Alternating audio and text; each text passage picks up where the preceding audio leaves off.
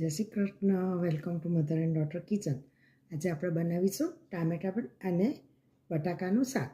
સ્વાદમાં ખૂબ જ સરસ લાગે છે અને ઝડપથી બની જાય છે અને ટેસ્ટી પણ લાગે છે. તો ચાલો આપણે ટામેટા અને બટાકાની શાકની રેસીપીમાં શું જોઈશે તે હું તમને બતાવી દઉં.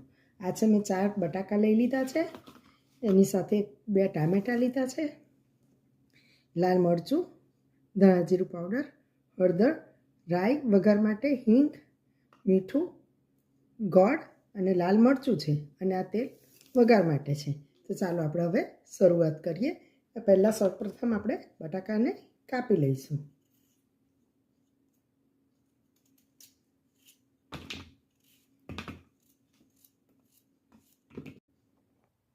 મેં બટાકાને કાપીને રેડી કરી દીધા છે.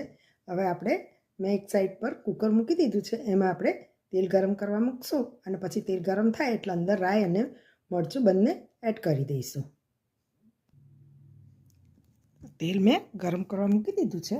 હવે એની અંદર આપણે રાઈ નાખીશું. સાથે પછી રાઈ ફૂટી જાય એટલે આપણે એની અંદર હિંગ ઉમેરીશું.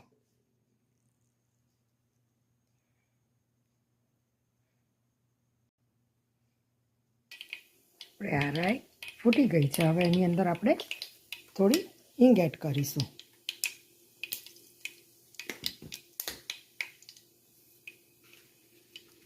આપણો વઘાર થઈ ગયો છે. હવે એની અંદર આપણે બટાકા એડ કરી દઈશું અને હલાવી દઈશું. સાથે ટામેટા પણ એડ કરી દઈશું. સ્વાદ પ્રમાણે મીઠું,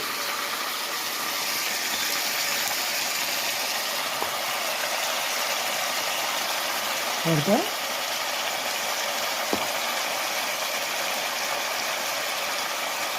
ધાણા જીરું પાવડર.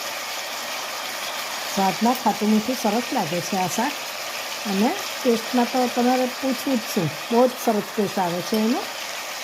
હવે આ લાલ મરચું રેશમ પટ્ટીમાં લીધું છે કલરને માટે, તો તમારે સ્વાદ પ્રમાણે તમારે નાખવું. હવે એને થોડી વાર હલાવીને થવા દઈશું. પછી આપણે એની અંદર પાણી નાખીશું અને પછી ગોળ એડ કરીશું.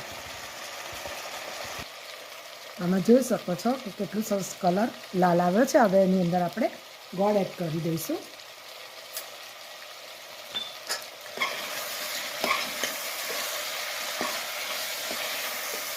વાવ, વેરી ટેસ્ટી, વેરી નાઇસ. ઘણા બાફીને પણ કરે છે, અમે લોકો આ રીતે કરીએ છીએ. એનો સ્વાદ ખૂબ જ સરસ લાગે છે. હવે થોડું પાણી રેડી દઈશું અને કુકર બંધ કરીને 3 સિસોટી વગાડી દઈશું.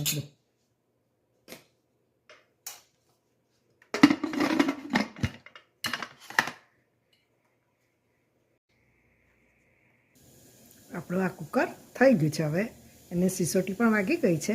હવે એને ઠંડુ પડે એટલે આપણે ખોલી દઈશું. આમ પણ બટાકા એ શાકભાજીનો રાજા કહેવાય છે. તેમાં નાના બાળકોને તો ખૂબ જ ભાવે છે. કોઈ પણ શાક નહીં હોય તો એ લોકોને બટાકાનું શાક આપી દો તો ખુશ થઈ જાય છે.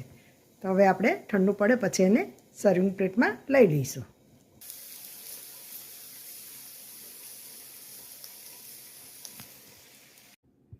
આ બટાકાનું શાક રેડી થઈ ગયું છે. તમે પણ જોઈ શકો છો કે કેટલું સરસ દેખાય છે. હવે આપણે એના પર કોથમીર નાખી દઈશું અને એક બાઉલમાં કાઢી લઈશું. Thank you for watching.